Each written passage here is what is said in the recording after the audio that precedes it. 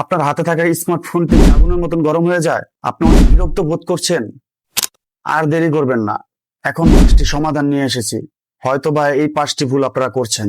তো চলুন আমরা দেখে নিই কোন 5টি ভুল আপনারা করছেন। প্রথম ভুলটা আপনারা যা করেন, প্রত্যেকটা মানুষই, ম্যাক্সিমাম মানুষই এই ভুলটা করে থাকে, ফোন চার্জে লাগিয়ে লাগিয়ে ফোন টিপা। এই ভুলটা কখনো করবেন না ভাই, কারণ এই ভুলটা করলেই ফোনের হিটিং ইস্যু আরো বেড়ে যায়, ফোন অতিরিক্ত হিট হয়ে যায়। দ্বিতীয় প্রশ্ন, ব্যাকগ্রাউন্ডে 10-20টা অ্যাপ চালু করে রাখা।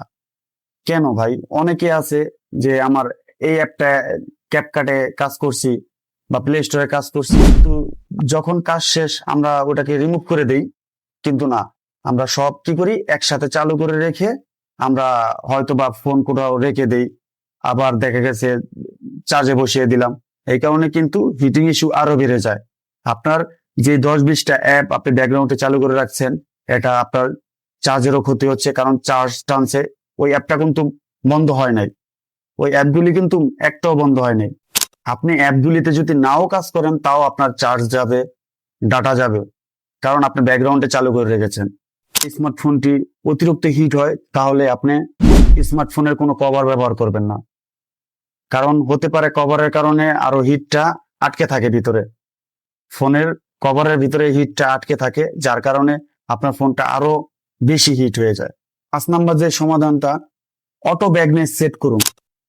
আপনার নিজ ইচ্ছা মতন ব্রাইটনেস দিবেন, তাহলে হবে না। হয়তোবা আপনার দেখা গেছে ব্রাইটনেস, এখানে বেশি ব্রাইটনেস দরকার নাই, কিন্তু আপনি বেশি ব্রাইটনেস দিয়ে রাখছেন, এই কারণে আপনার চার্জও কম যাবে, আবার আপনার হিটিং ইস্যু হবে, ফোন গরম হয়ে যেতে পারে।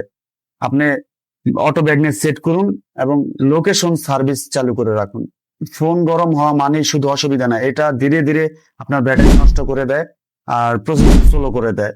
এক সময় দেখা গেছে আপনার ফোনটাকেই নষ্ট করে দেয়। তো ভাই, দ্রুত এই 5টি সেটিং আপনারা ঠিক করে নেন।